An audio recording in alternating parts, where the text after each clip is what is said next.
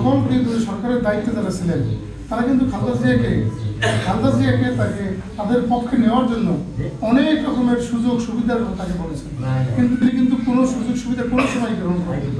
এই যে 2007-এ যে মঈনুদ্দিন ফখরুদ্দিন, বিশেষ করে আপনার বলে আসলে সরকার থেকে শুরু করে যত সরকারি এসেছিল তাকে কিন্তু বোঝাবার চেষ্টা করেছে তাদের সমর্থন দেওয়ার জন্য, কিন্তু তিনি বাংলাদেশের তথা বাংলাদেশের জনগণের স্বার্থের বিপরীতে বিন্দু মাত্র জাননি। তিনি বাংলাদেশকে কোনো দেশের পূর্বও মানেননি। বাংলাদেশ তার স্বীয় সত্তায় যে শক্তিশালী বাংলাদেশ এবং বাংলাদেশকে তিনি নিয়ে যাবে শক্তিশালী রাষ্ট্র হিসাবে, একটি উন্নয়নশীল রাষ্ট্র হিসাবে তিনি কাজ করছেন, কিন্তু বাংলাদেশের সাথে তিনি বাংলাদেশের কোনো পার্শ্ববর্তী রাষ্ট্রের সাথে তিনি কোনো দালালি বা কোনো তাদের সাথে কোনো যোগসাদস্যকে তিনি বিশ্বাস করেন। তিনি তার শক্তিমত্তা, তার বুদ্ধি, তার দক্ষতার মাধ্যমে তিনি বাংলাদেশকে একটি উন্নয়নশীল রাষ্ট্র হিসেবে প্রতিষ্ঠিত করেছেন। আজকের সেই নেত্রী আজকের অসুস্থ কেন?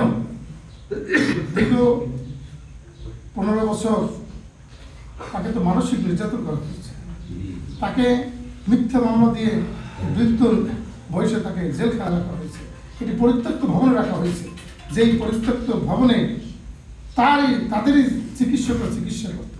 চিকিৎসার নামে তার শরীরে প্রয়োজন ঢুকানো হয়েছে, চিকিৎসার নামে অপচিকিৎসা করা হয়েছে। আজকে তাকে যেভাবে জেলখানায় নেওয়া হয়েছিল, তিনি হুইল চেয়ারে করে তাকে জেলখানা থেকে বের করতে হয়েছে। তাহলে বুঝতে হবে যে সেখানে চিকিৎসার নামে অপচিকিৎসা এবং যত রকমের তাকে মানসিক টর্চার তাকে করা হয়েছে। আজকের সেই ধারাবাহিকতায় তিনি আজকে অসুস্থ, তাকে উন্নত চিকিৎসা করানো হয় না। যাই হোক, তিনি একজন আপসহীন, তিনি দেশের জন্য কাজ করেছেন, জনগণের জন্য কাজ করেছেন। আজকে তার জন্য বাংলাদেশের সমস্ত মন্দির, মসজিদ, মাদ্রাসা, গির্জা তথা দল মত নির্বিশেষে সবাই তার জন্য দোয়া করতেছে। আজকের বোঝা যায় যে বাংলাদেশ কাঁদছে, বাংলাদেশের প্রত্যেকটা প্রতিষ্ঠান কাঁদছে, বাংলাদেশের আপমর জনগণ কাঁদছে। আজকে সারা বিশ্ব তাকিয়ে আছে এভার কেয়ার হসপিটাল কি হয়।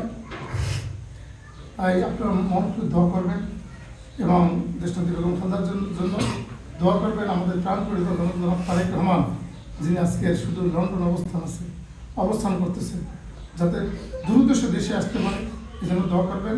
এবং দোয়া করবেন খালেদা জিয়ার জন্য এই বলে যে তিনি যেন সুস্থ হয়, তার জন্য আগামীতে আবার তার নেতৃত্বে আমরা তাদের সেবা পেতে পারি। দেখেন, তিনি কিন্তু খুব আলেম ওলামাদের খুব সম্মান করতেন, সবসময় আলেম ওলামাদের পক্ষে, ইসলামের পক্ষে কথা বলতেন। দোয়া করবেন। আর বিশেষ